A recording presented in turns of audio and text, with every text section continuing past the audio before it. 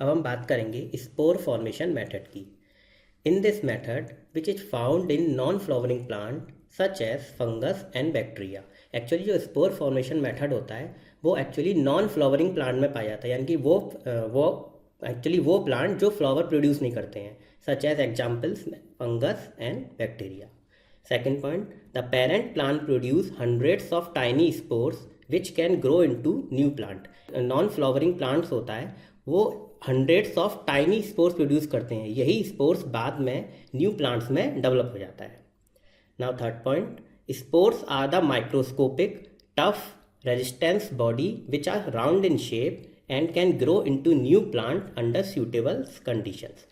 Actually जो spores होते हैं वो माइक्रोस्कोपिक होते हैं, वो बहुत छोटे होते हैं, वो उनको सिर्फ माइक्रोस्कोप में देखा जाता है। उनकी बॉडी टफ होती है, रेजिस्टेंस होती है और राउंड शेप की होती है, और यही स्पोर्स बाद में न्यू प्लांट्स में डेवलप हो जाते हैं जब उनको सूटेबल एनवायरमेंटल कंडीशन मिलती है, such as proper amount of water, proper amount of air etcetera.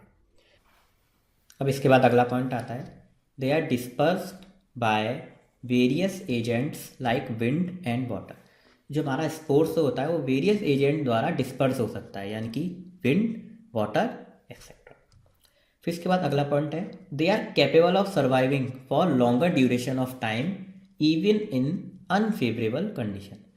क्या होता है, जो स्पोर्स की जो आउटर मेम्ब्रेन होती है बहुत टफ होती है, तो वो टफ मेम्ब्रेन इस स्पोर्स को हेल्प करती है सर्वाइव करने के लिए अनफेवरेबल कंडीशन में।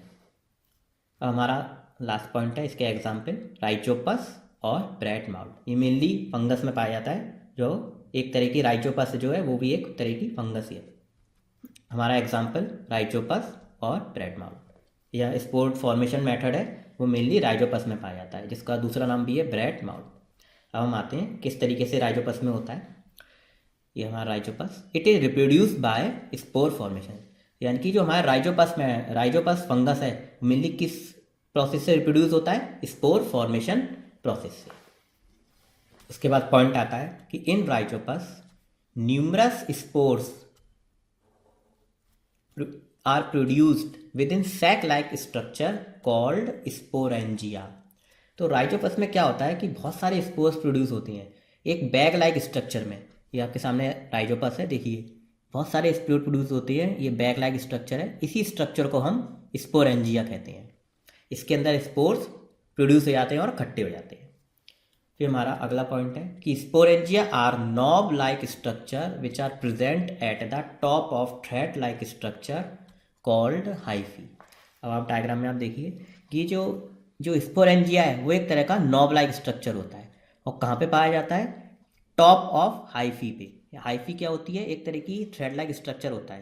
ये आप देख सकते हैं, ये हमारा हाइफी है राइजोपस प्लांट में, ये इसका थ्रेड लाइक स्ट्रक्चर है, और उसके टॉप पे स्पोरेंजिया पाया जाता है, उसी के अंदर स्पोर्स होते हैं। व्हेन दीज स्पोरेंजिया बस्ट, ये इंपॉर्टेंट पॉइंट है, the spores are scattered by rain, wind और insect under suitable condition develop into new rhizopus plant when they fall on suitable substance like bread। अब उसके बाद क्या होता है, जब ये स्पोरेंजिया बस्ट होता है किसके द्वारा, रेन के द्वारा, विंड के द्वारा और इंसेक्ट के द्वारा अंडर सूटेबल कंडीशन में, तो क्या होता है इसके अंदर जो स्पोर्स होते हैं वो बहुत जगहों पे बिखरे आते हैं। जिस जिस जगहों पे पड़ते हैं अगर वो जगह उनके लिए सूटेबल है, जैसे एग्जाम्पल हमारा ब्रेड, तो उस जगह पे न्यू ऑर्गेनिज्म प्रोड्यूस कर देते हैं। इसके बाद हमारा पॉइंट आता है द कंडीशन में बी फेवरेबल और अनफेवरेबल।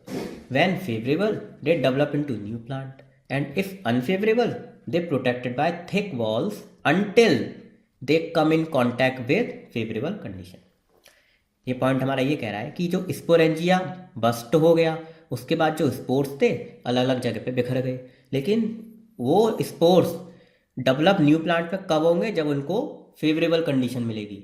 अगर उन स्पोर्स के लिए अनफेवरेबल कंडीशन पाई जाती है, वो न्यू प्लांट में नहीं बदलेंगी और वो प्रोटेक्टेड रहेंगे, क्योंकि उनकी जो वॉल होती है वो बहुत थिक होती है, बहुत रेजिस्टेंस होती है, जो उन स्पोर्स को प्रोटेक्ट करता है। कब तक प्रोटेक्ट करता रहेगा, जब तक उसे फेवरेबल कंडीशन नहीं मिल जाती।